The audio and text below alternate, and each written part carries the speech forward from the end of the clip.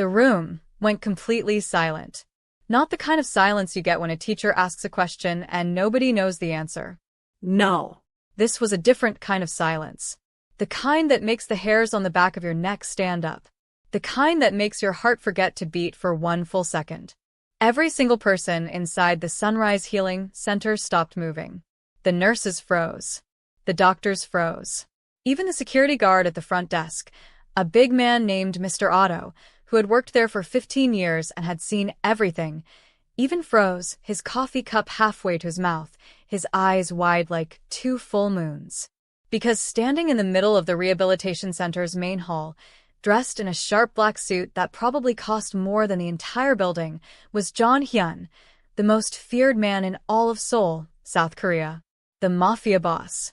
The man on the streets is called the Shadow King.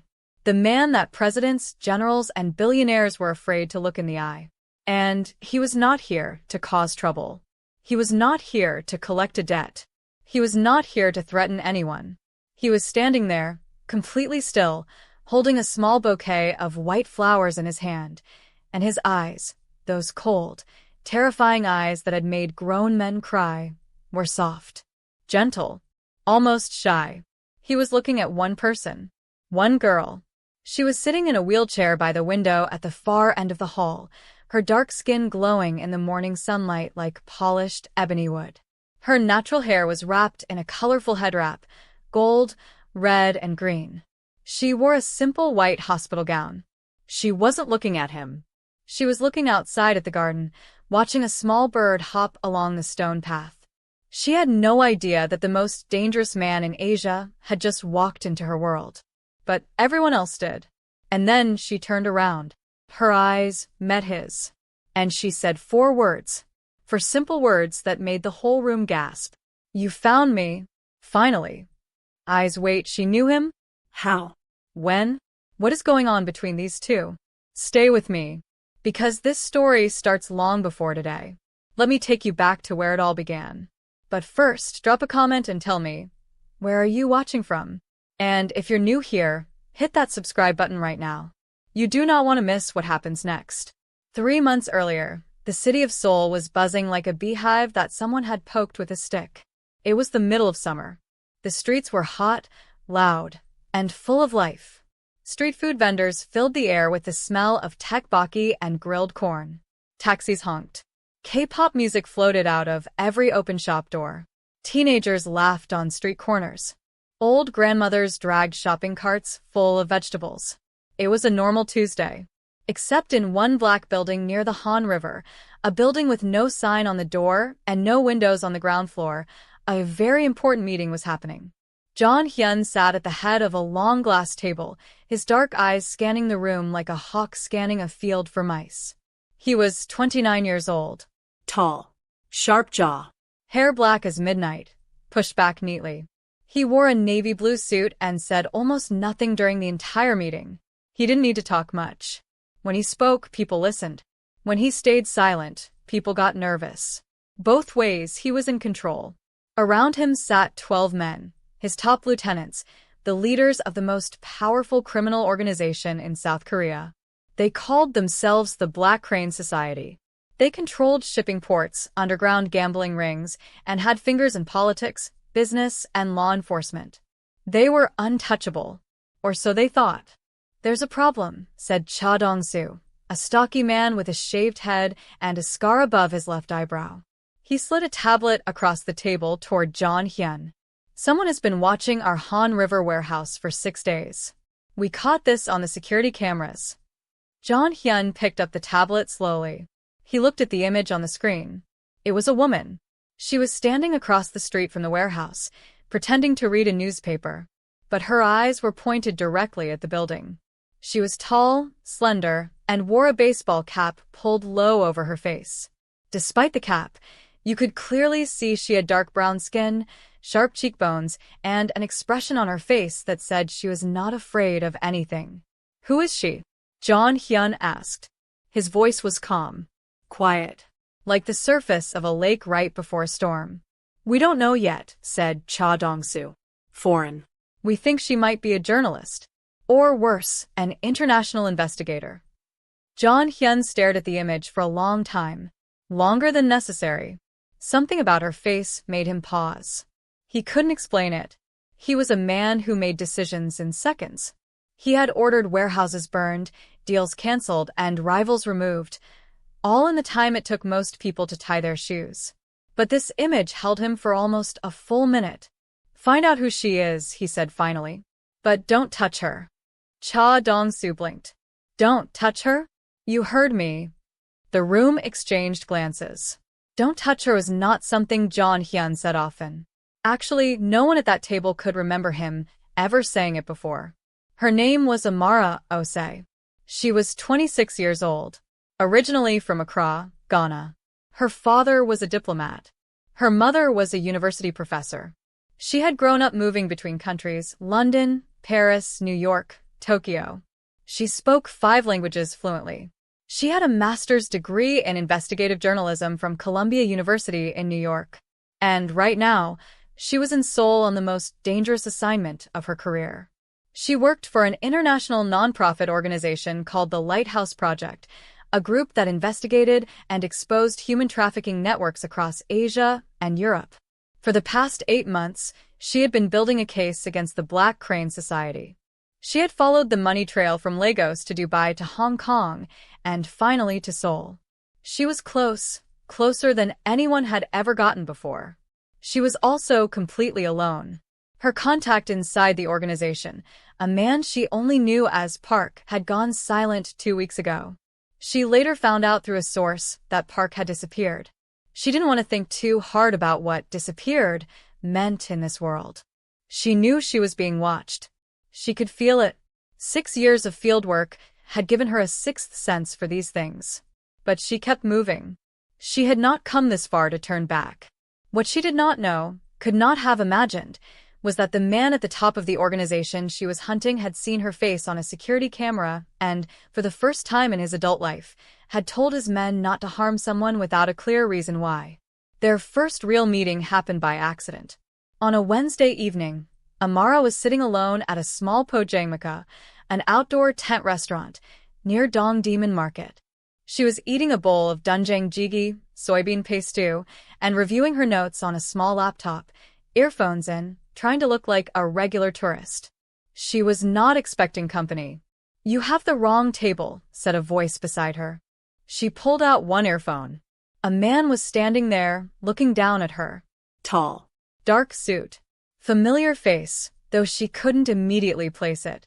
"Excuse me," she said, in perfect Korean. The man looked mildly surprised that she spoke Korean. He pointed at the empty chair across from her. "This is my usual table. I eat here every Wednesday." Amara looked around. The tent was completely empty except for the 2 of them and the elderly woman cooking at the stove. There were at least 6 other tables. She looked back at him, raised one eyebrow. "There are 5 other empty tables," she said. Something happened on his face then, something small and quick, gone before she could fully catch it. It might have been the beginning of a smile. "I know," he said simply. She stared at him for a moment. Then she moved her laptop bag from the chair across from her and placed it on the ground. He sat down. Neither of them said anything for almost 2 minutes. The old woman brought him a bowl of the same stew without him ordering it. Clearly this really was his usual table. Amara found that oddly funny. She hid her smile behind her spoon. "You're not Korean," he said. "Brilliant observation," she replied. Another flicker on his face. Definitely a smile this time. Controlled. Brief. But real. Ghanaian, he guessed. She looked at him sharply. Most Koreans guessed American first. Sometimes Nigerian. Rarely Ghanaian. "Yes," she said carefully. "How did you know?" He shrugged. "I know a lot of things." They ate in silence after that. But it wasn't an uncomfortable silence. It was the kind of silence that exists between 2 people who are both thinking the same thing but are too careful to say it out loud. When she stood to leave, she gave him a small nod, the kind strangers give each other when they've shared a brief, pleasant moment. He watched her walk away into the crowded market street and disappear into the evening crowd. He sat there for another 20 minutes alone, his stew going cold. Cha Dong-soo called him 3 times during those 20 minutes. He did not pick up. He started going back to that tent restaurant every Wednesday. And somehow she always seemed to be there too. They never exchanged names. They talked about small things: the weather, Korean food, travel. She was funny in a dry, sharp way that caught him off guard every time. He was quiet but surprisingly thoughtful when he did speak. She told him once that Seoul felt like a city with 2 faces, one beautiful and bright, one dark and secret. He had looked at her strangely after she said that. All cities are like that, he said quietly. I know, she replied. I just find it more obvious here. He had gone very still after that. What he didn't know, not yet, was that she had figured out exactly who he was by their 3rd Wednesday together. What she didn't know, not yet, was that he had known who she was from the very first day. They were both lying to each other. They were both also beginning to feel something that had no place in either of their worlds. And then, on their 6th Wednesday together, Amara didn't show up. Jeon Hyun sat at that table for 2 hours. She never came. He went back to his building near the Han River, called Cha Dong-soo, and said 3 words in a voice as cold and sharp as broken glass. Find her. Now. What his men found 3 days later was not what anyone expected. Amara Osei was found unconscious in an alley behind Hongik University. She had been drugged. Her bag was missing. Her laptop was gone. She had no ID on her. She was rushed to the nearest hospital. And when the doctors ran her blood work, they found something else. Something that had nothing to do with the drugs. Something that would change everything. Face screaming in fear, what did the doctors find? And who did this to her? Was it someone from Jeon Hyun's organization, or someone else entirely? And why is she now in a rehabilitation center 3 months later? The hospital room smelled like antiseptic and cold air. Jeon Hyun stood outside the glass window, hands in his pockets, staring at the woman lying in the bed inside. Tubes in her arm. A machine beeping softly beside her. Her colorful head wrap was gone. Her natural hair spread out against the white pillow like a dark halo. She looked smaller somehow. Fragile. Which was strange, because in every memory he had of her, sitting across from him at that tent restaurant, raising that one sharp eyebrow, making him feel like a schoolboy with one sentence, she had never once looked fragile. She had looked like someone who could walk through fire and come out the other side still holding her stew spoon. Cha Dong-soo appeared beside him, voice low. Boss. We need to talk about what the doctors found. Jeon Hyun didn't move. Didn't look away from the window. Talk. Cha Dong-soo cleared his throat uncomfortably. This was a man who had once calmly reported the burning of a $12 million shipment without blinking. But right now, he looked nervous. She has a heart condition, he said. The doctors are calling it hypertrophic cardiomyopathy. It means her heart muscle is thicker than it should be. Apparently, she's had it since she was a child. It was manageable, she was on medication for it. But whoever drugged her. He paused. Whatever they gave her reacted badly with her heart medication. She went into cardiac arrest in that alley. She was technically dead for 40 seconds before a student found her and called emergency services. The beeping machine in the room continued its soft, steady rhythm. 40 seconds. Jeon Hyun's jaw tightened. Just slightly. Just enough for Cha Dong-soo to notice, and to wisely say nothing about it. Who drugged her? Jeon Hyun asked. Still quiet. Still calm. The kind of calm that made smart people run. We think it was Shin Byung-rak's crew, Cha Dong-soo said. The Red Fong Gang. They've been trying to find out who's been investigating the docks. They must have spotted her before we did, and decided to handle it their own way. Now Jeon Hyun turned. Slowly. And he looked at Cha Dong-soo with those dark, flat eyes, the ones that had no warmth in them at all. The ones that meant a decision had already been made somewhere deep and cold inside his mind. Handle Shin Byung-rak, he said. How far do you want us to go? As far as it takes for him to understand that she is untouchable. Cha Dong-soo nodded once and stepped back. He knew better than to ask any more questions. Amara woke up on a Thursday morning, 3 days after she was found. The first thing she saw was a white ceiling. The second thing she saw was a nurse writing something on a clipboard. The third thing she saw, when she slowly turned her head toward the window, was a single white flower sitting in a small glass vase on the windowsill. She stared at it for a long time. She hadn't told anyone she liked white flowers. She hadn't told anyone a lot of things. But she had mentioned it once, casually, barely even a full sentence, on their third Wednesday together at the tent restaurant. She had pointed at a flower cart passing on the street and said, almost to herself, "White flowers are the most honest ones. They don't try to be anything they're not." He had looked at the flower cart and said nothing. She had thought he wasn't even listening. Her eyes prickled. She blinked it away hard. She was not a woman who cried easily. She had once sat across from a human trafficking kingpin in a Bangkok hotel room while wearing a hidden wire and a smile, and she had not cried. She was not going to cry over flower. She pressed the nurse call button. When the doctor came in, a tired-looking man in his 50s with glasses perched on the end of his nose, he sat down and explained everything. The heart condition, the reaction with the drugs, the 40 seconds, the cardiac arrest. Amara listened with the blank, professional expression she had trained herself to wear when people delivered bad news. Inside, her mind was running calculations at full speed. The Lighthouse Project didn't know where she was. Her handler was gone.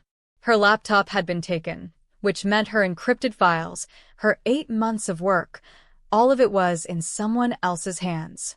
And now she was lying in a Korean hospital with a malfunctioning heart and no backup.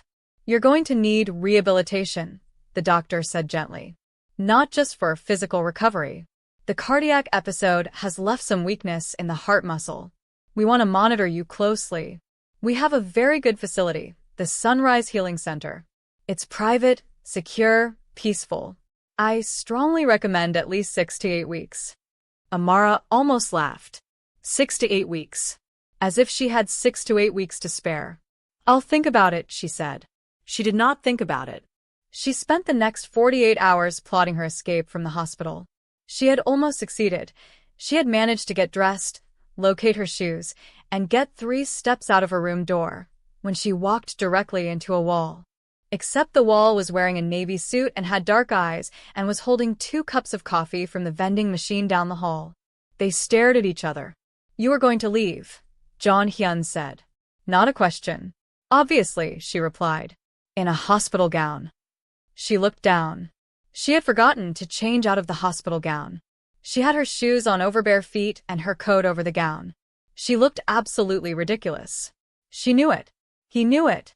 The nurse at the end of the hallway who was pretending not to watch definitely knew it. Amara Ose, undercover investigative journalist, 5-language speaker, woman who had faced down kingpins in Bangkok, pulled her coat tighter and lifted her chin. "The coat covers most of it," she said with great dignity.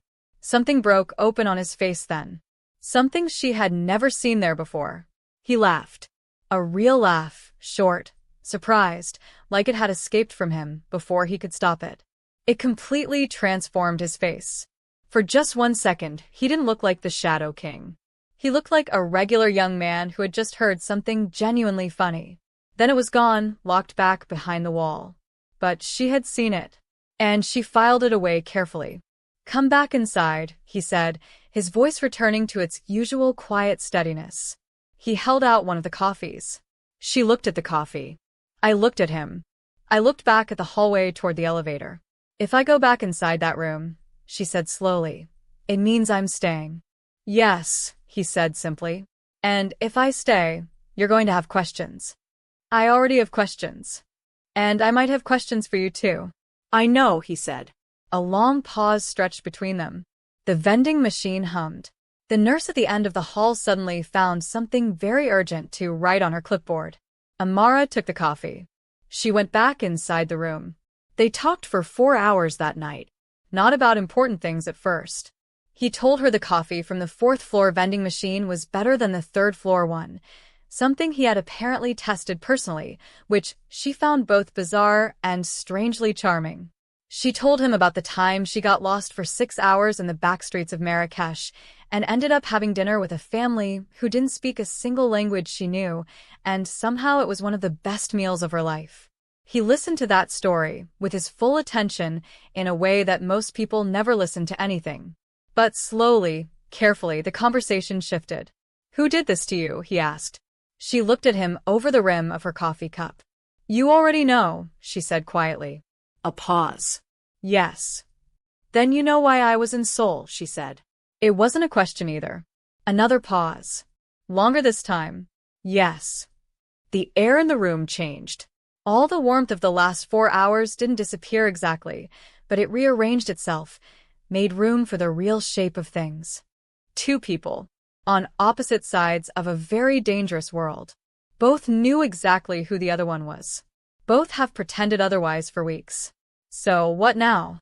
Amara asked.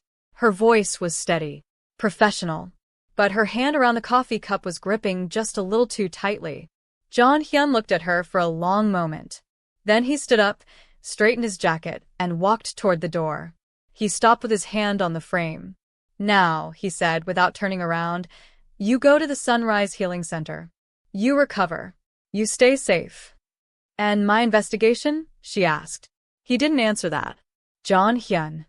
She used his name for the first time. He went very still. "My investigation." He turned his head just slightly, not enough to look at her fully, just enough for her to see the edge of his profile. "Some things," he said quietly, "are already in motion. Things that cannot be stopped. Not even by me." And then he walked out.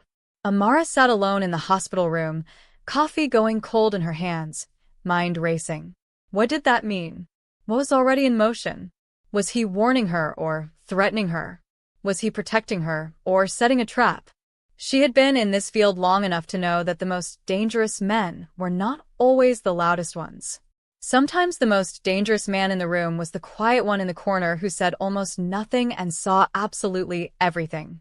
She also knew, and this terrified her more than any threat, that somewhere between the tent restaurant and this hospital room, she had stopped seeing Jeon Hyun as just a target. She had started seeing him as a person. And in her line of work, that was the most dangerous thing of all. 2 weeks later, she arrived at Sunrise Healing Center. She had her reasons. The doctor was right, her heart needed monitoring. But she also had her professional reasons. The Lighthouse Project had made contact again through a new handler. They wanted her to stay in place, recover, and wait. New information had come in. The investigation was shifting direction. She was not supposed to make contact with anyone connected to the Black Crane Society. She most certainly was not supposed to look forward to seeing a certain quiet man in a navy suit. And yet, on her 3rd day at Sunrise, she found a fresh white flower on her windowsill. No note. No name. She sat looking at it for a very long time. She should have been afraid. She should have reported it. Instead, she picked it up, held it gently, and said very softly to the empty room, "You're going to be a problem, aren't you?" It was not a question. And then, 3 weeks into her stay, the morning that opened this story arrived. The morning when every person in that rehabilitation center went completely still. When the most feared man in Seoul walked in carrying white flowers. When Amara turned from the window and said, "You found me, finally." But what nobody in that room knew, not the frozen nurses, not the wide-eyed doctors, not even Cha Dong-soo waiting tensely outside in the black car, was what Amara was hiding underneath that calm, steady voice. Because the new information her handler had sent her, the information that had shifted the entire investigation, had a name at the center of it. A name she recognized. A name that changed everything she thought she knew about Jeon Hyun. And as he walked toward her across that silent hall, white flowers in hand, soft eyes on her face, she was carrying that secret like a stone in her chest. Wondering if the man walking toward her was the person she was beginning to fall for. Or the person she was sent here to destroy. Face screaming in fear, what is the secret her handler sent her? What does it reveal about Jeon Hyun? And when the truth finally comes out, will it break what's growing between them, or blow up everything around them? He was walking toward her. Slow, steady steps. Like a man who had all the time in the world. Like a man who had not just walked into a rehabilitation center in broad daylight. A man whose face appeared in Interpol databases, whose name made Korean prosecutors break into cold sweats, whose organization had tentacles wrapped around half the criminal underworld in Asia. He walked like none of that existed. He walked like the only thing in the room was her.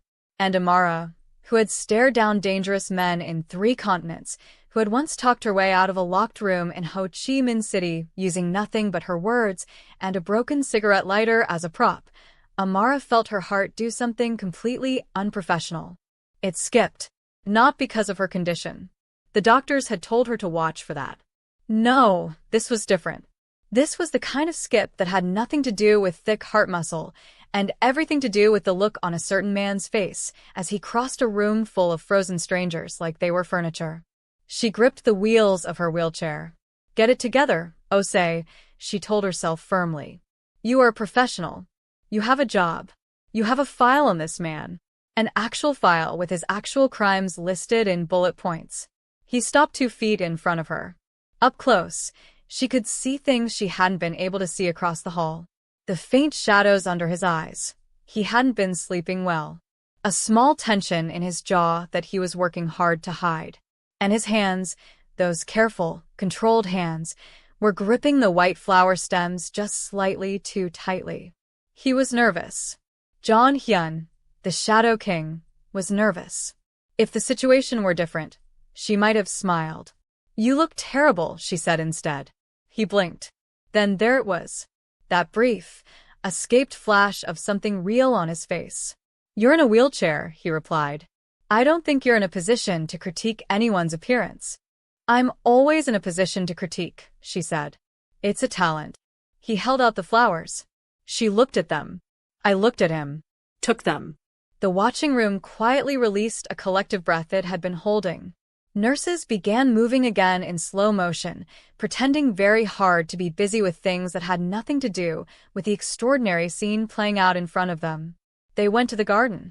One of the rehabilitation center staff members, a young nurse named Bora, who was clearly trying very hard not to vibrate with excitement, pushed Amara's wheelchair outside onto the stone path where the morning light fell warm and gold through the trees. Jeon Hyun walked beside them. He dismissed Bora with a polite nod at the garden entrance. Bora went back inside and immediately told every colleague she could find what she had just witnessed. The garden was quiet. A fountain trickled softly somewhere nearby. Birds moved in the branches overhead. It was the kind of peace that felt almost suspicious, like the world was holding its breath. You didn't have to come, Amara said. She was looking at the fountain, not at him. I know, he said. He sat down on the stone bench beside her wheelchair, leaned forward with his elbows on his knees. Casual. Except nothing about this man was ever truly casual. My handler knows I'm here, she said. If they see you visiting me. I know the risks, he said. Do you? She turned to look at him then, directly. Those sharp eyes of hers doing what they always did, cutting through surfaces, looking for what was underneath. Because I don't think you do. Not all of them. Something shifted in his expression. What does that mean? Here it was. The moment she had been sitting with for 3 weeks like a hot coal in her palm, burning, burning, burning, waiting for the right moment to either put it down or throw it. She had rehearsed this conversation 14 times in her head. In all 14 versions, she was calm, controlled, and professional. She laid out the facts clearly and watched his face for a reaction she could report back to her handler. That was the plan. The new information my handler sent me, she began slowly, wasn't about your organization's smuggling operations. Jeon Hyun said nothing. Waited. It was about a man named Kwon Tae-young. The name landed in the quiet garden like a stone dropped into still water. She watched the ripples move across his face, small, fast, quickly controlled. But she caught them. She was trained to catch them. What about him? Jeon Hyun's voice was completely flat now.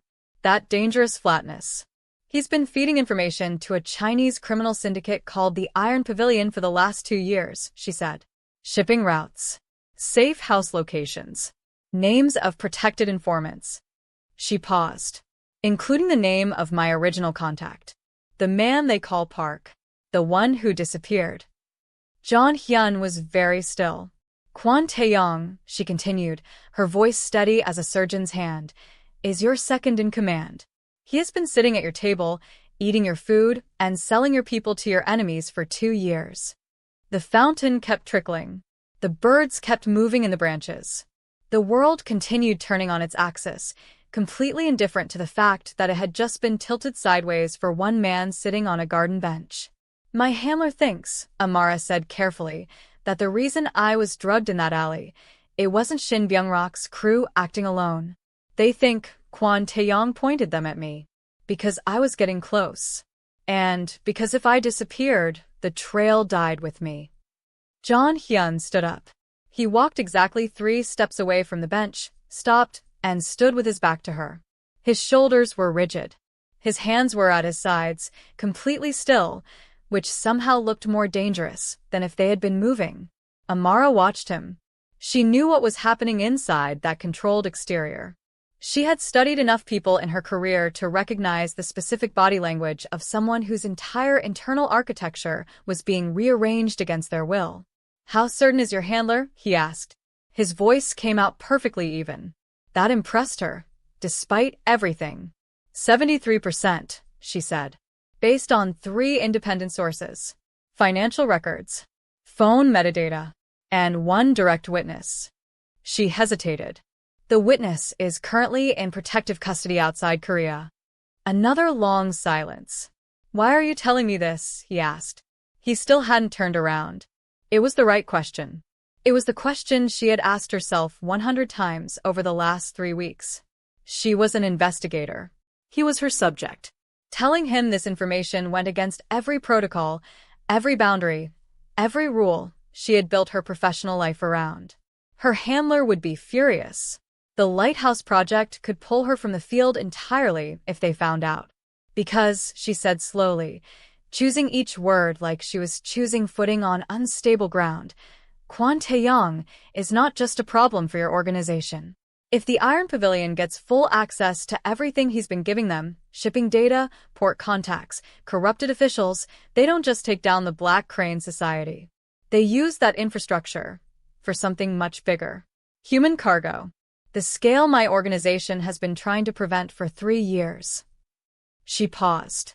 And because, she added much more quietly, whatever you are, I don't think you're that. And I think you deserve to know who's been sitting at your table. He turned around then. His face was complicated. That was the only word for it. She had seen this man look cold, controlled, amused, careful, soft. She had not seen him look like this before. Like something enormous was happening behind his eyes that he had absolutely no map for. You're risking your career telling me this, he said. Yes. You're risking more than that. Yes. He looked at her for what felt like a very long time. Then, quietly, almost to himself, he said something in Korean. She caught it easily, all 5 of her languages snapping to attention. He said, "You are the most dangerous person I have ever met." She was not entirely sure it was a complaint. What happened next moved fast. Faster than either of them planned.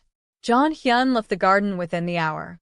Amara watched him go, white flowers still in her lap, and told herself very firmly that she had done the right thing.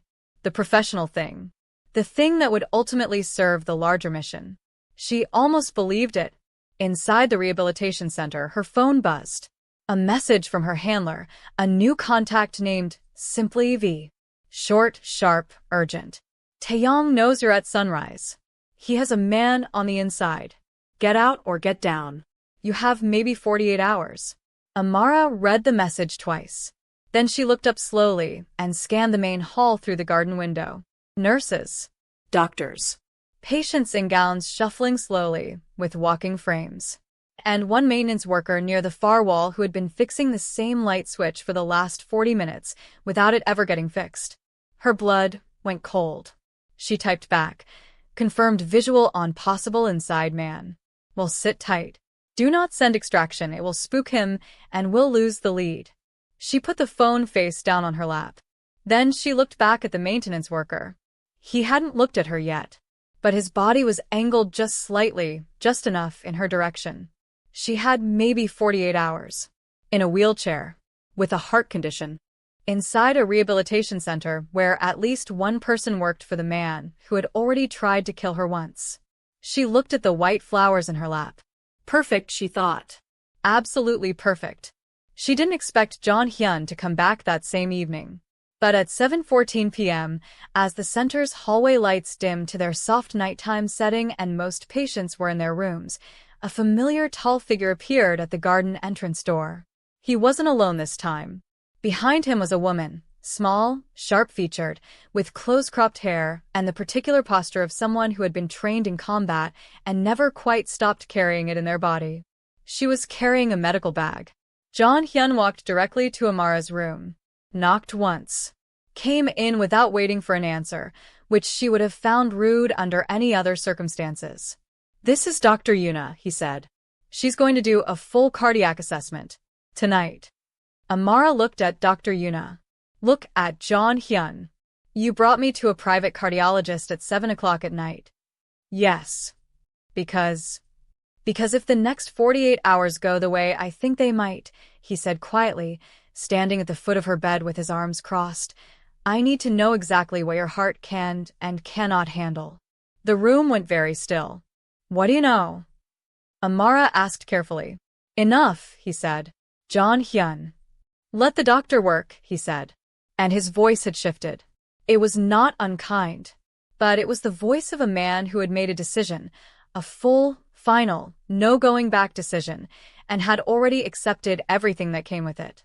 Dr. Yuna opened her bag with brisk efficiency and began setting up equipment, professionally pretending she was not in the middle of something extraordinary. Amara let her work, but her eyes stayed on Jeon Hyun, standing guard at the foot of her bed like a wall that had decided, all on its own, to build itself around her. The most feared man in Seoul, standing in a rehabilitation center at 7 in the evening, protecting the woman who was sent to bring him down. And somewhere down the hall, the maintenance man who wasn't a maintenance man checked his watch, picked up his phone, and made a very quiet call. "She's still here," he whispered. "And she's not alone." On the other end of the line, a voice answered. Smooth. Familiar. The voice of a man who sat at a long glass table every week and ate his boss's food and smiled his boss's smile. "Good," said Kwon Tae-young. "Let's finish this." Fire. Kwon Tae-young just made his move. The inside man has reported in. The 48-hour clock is ticking. Amara is in a wheelchair with a fragile heart. And Jeon Hyun is standing in that room with a decision already made. But what exactly has he decided? The clock on the wall of Amara's room read 7:47 p.m. Outside the window, Seoul was doing what Seoul always did at night, blazing with light, buzzing with life, completely unbothered by the fact that inside one quiet rehabilitation center on its eastern edge, several people's lives were about to change forever. Dr. Yuna packed her equipment back into her bag with neat, practiced movements. She straightened up, looked at Jeon Hyun, and gave him a small nod. Professional. Precise. The kind of nod that carried a lot of information in a very small gesture. He understood it. Amara understood it too. "My heart is stable enough for whatever you're planning," she said flatly. It wasn't a question. "Stable enough," Dr. Yuna confirmed, with the careful diplomacy of someone who had learned never to give Jeon Hyun more bad news than was absolutely necessary at any one time. She closed her bag, gave Amara a look that somehow managed to be both sympathetic and deeply impressed, and quietly left the room. Jeon Hyun pulled the chair from the corner. The small wooden visitor's chair that looked completely ridiculous under a man of his size, and sat down beside her bed. He leaned forward, elbows on his knees. Same position as the garden bench that morning. Like his body had its own way of arranging itself when he was about to say something real. "I need you to tell me everything your handler told you," he said. "Not the summary. Everything." Amara studied him. "If I do that, I'm not just bending the rules anymore. I'm setting them on fire. I know. My career. I know. Jeon Hyun." She said his name the way she always said it, like a full stop at the end of a sentence. Like punctuation that meant pay attention. "If Kwon Tae-young finds out I gave you this information, I'm not just a loose end for him anymore. I become the loose end. The one he ties off permanently." Jeon Hyun looked at her steadily. He already thinks that. The moment he pointed Shin Byung-rak at you in that alley, you were already on his list. The only thing that has changed tonight is that now, you're not on that list alone. The room was quiet. Outside in the hallway, the soft nighttime sounds of a rehabilitation center moved past the door, the squeak of a nurse's shoes, the distant murmur of a television in someone's room, the mechanical sigh of the elevator opening and closing. Amara thought about her handler's message. 48 hours. She thought about the maintenance man down the hall with his phone and his one light switch. She thought about 8 months of work. About Park, who had disappeared.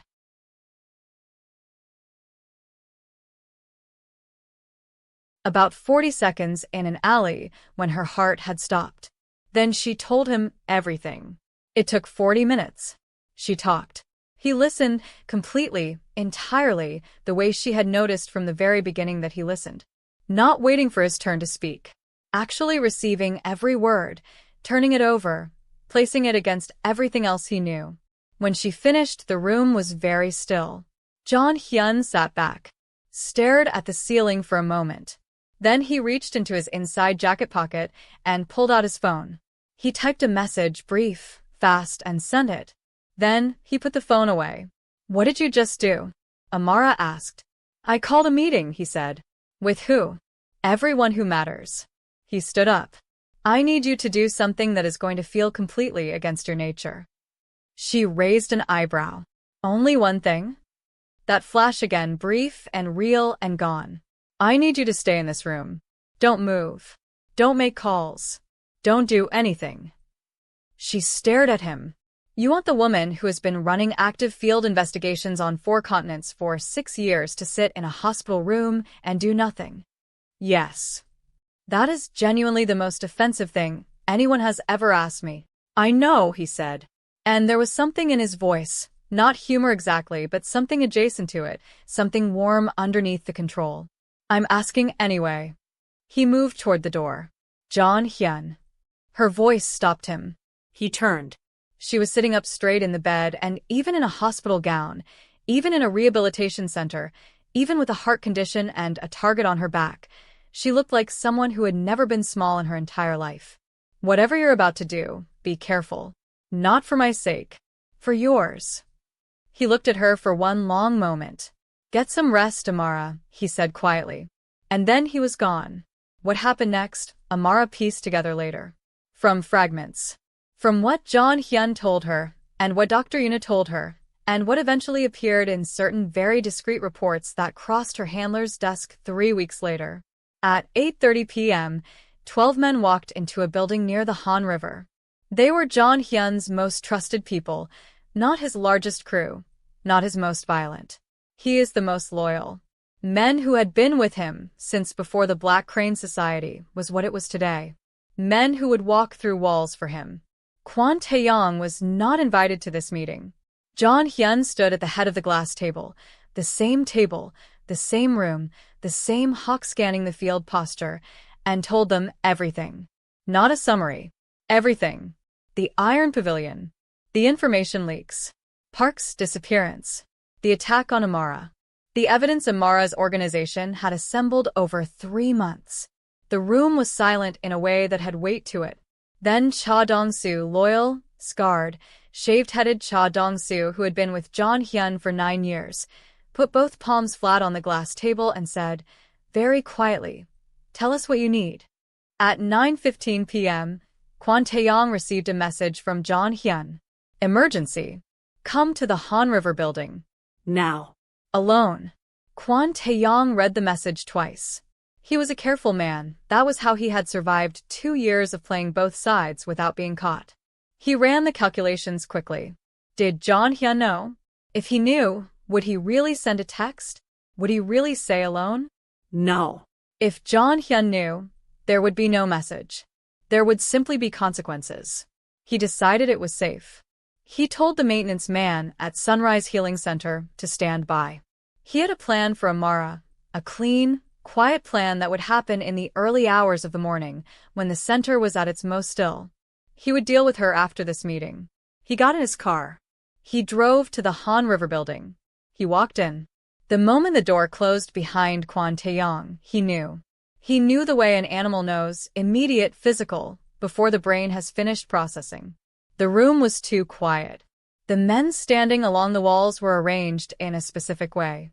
And Jeon Hyun, sitting at the head of the table, was looking at him with an expression that Kwon Tae-yong had seen directed at other people many times over 9 years. He had never thought he would see it directed at himself. "Sit down, Tae-yong," Jeon Hyun said. Perfectly calm. Perfectly quiet. Kwon Tae-yong sat down. His mind was already running escape calculations, exits, angles, which men in this room he might be able to talk past. He was a smart man. He knew there were none. "How long?" Jeon Hyun asked. A long pause. Kwon Tae-yong looked at the table. Then something happened on his face, a kind of collapse, slow and quiet, like a building settling. He was a man who had been carrying a very heavy thing for a very long time, and the relief of putting it down, even here, even now, was complicated. 2 years and 3 months, he said. The room absorbed that in silence. Why?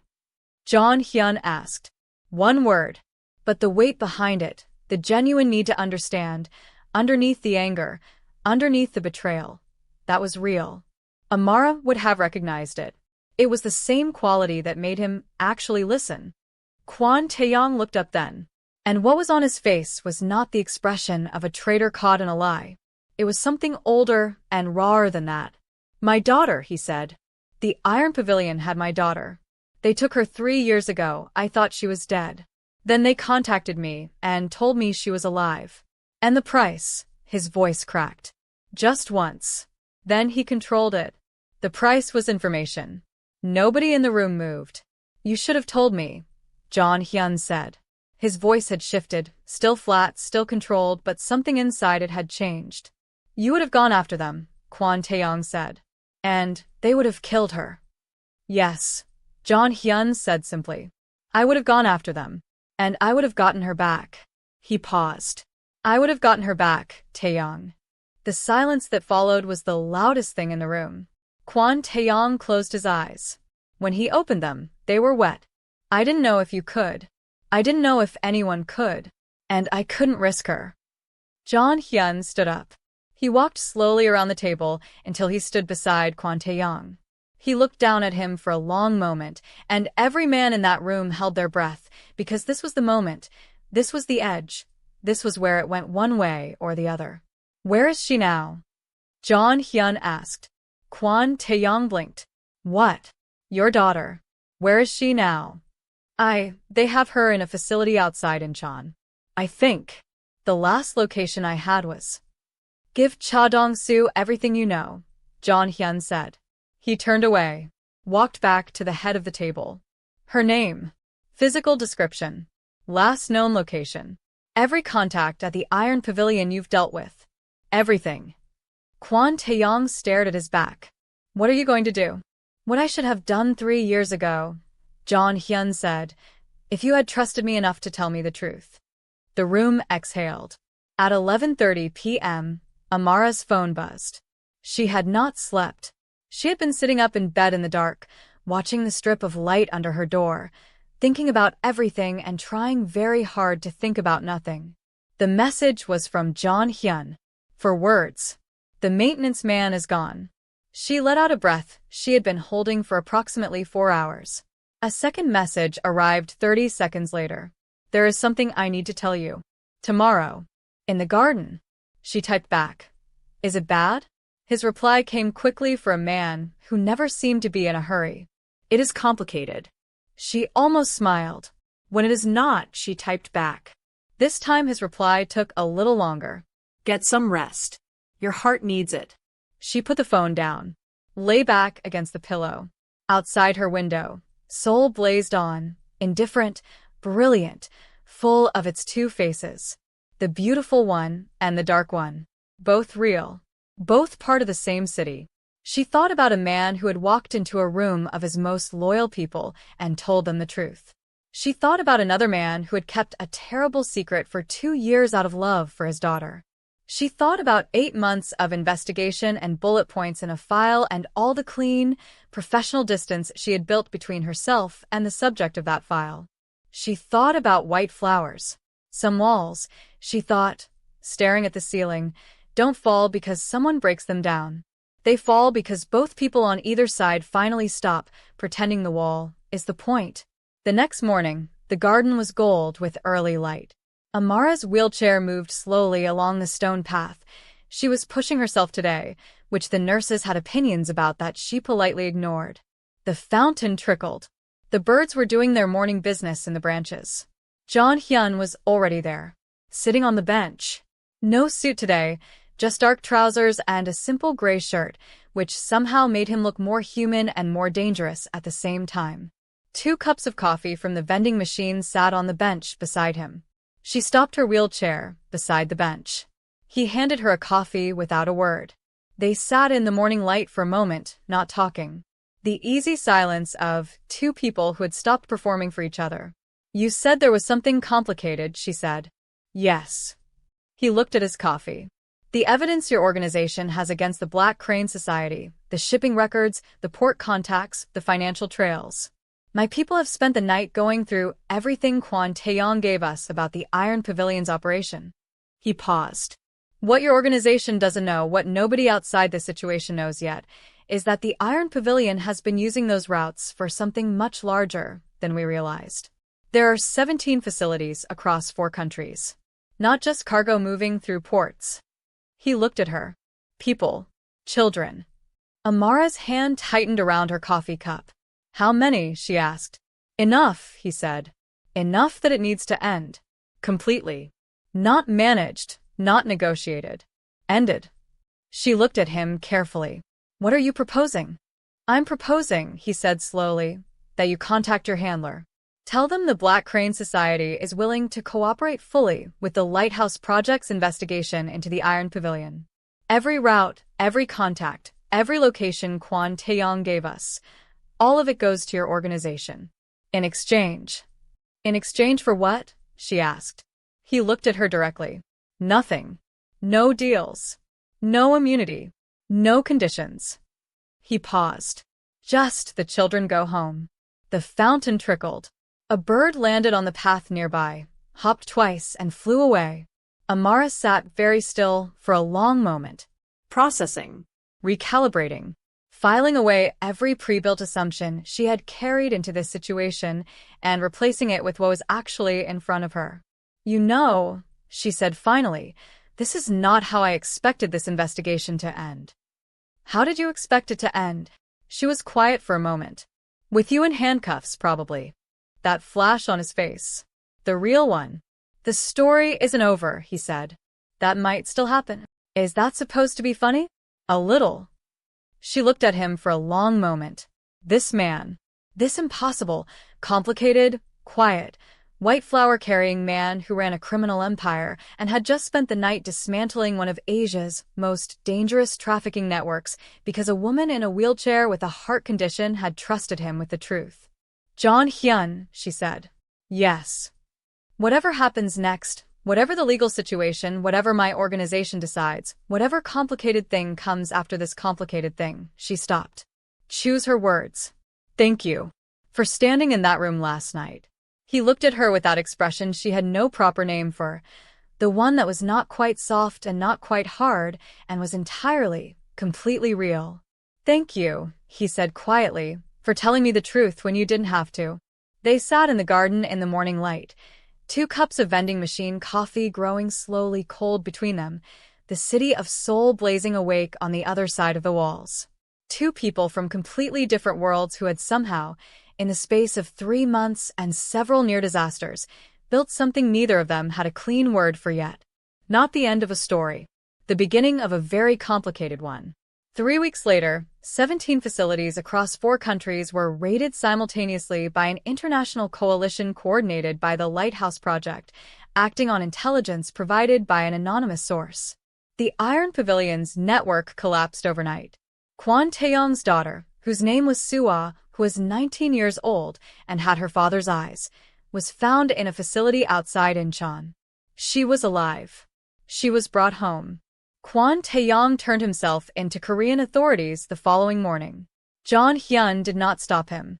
He did, however, ensure that Kwon Tae-yong had the best legal representation money could find. The Black Crane Society's cooperation with the Lighthouse Project was never made fully public. In certain very quiet circles, in certain very carefully worded reports, it was noted simply as assistance from an anonymous domestic source. Amara Osei was discharged from Sunrise Healing Center on a Tuesday morning. Her heart was stronger. Her handler, slightly furious, ultimately grateful, offered her a new assignment in London. She asked for 2 weeks first. She spent those 2 weeks in Seoul. On 7 of those 14 evenings, she sat across from a quiet man at a small tent restaurant near Dongdaemun Market. They ate doenjang jjigae. They talked about small things and large things. He listened in that full, complete way.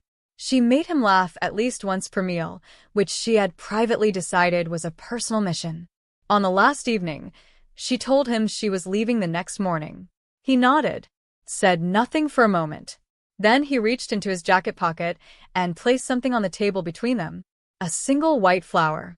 "They're the most honest ones," he said quietly, not quite meeting her eyes. "They don't try to be anything they're not." She stared at it. Then she looked up at him. This man with 2 faces, like the city they were sitting in. Both faces are real. Both parts of the same person. "I'll be back," she said. He looked at her then. "I know," he said.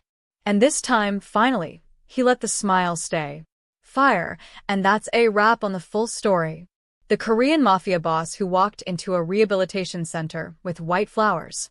The Black Princess who was sent to bring him down and changed everything instead. A traitor with a broken heart. A daughter was brought home.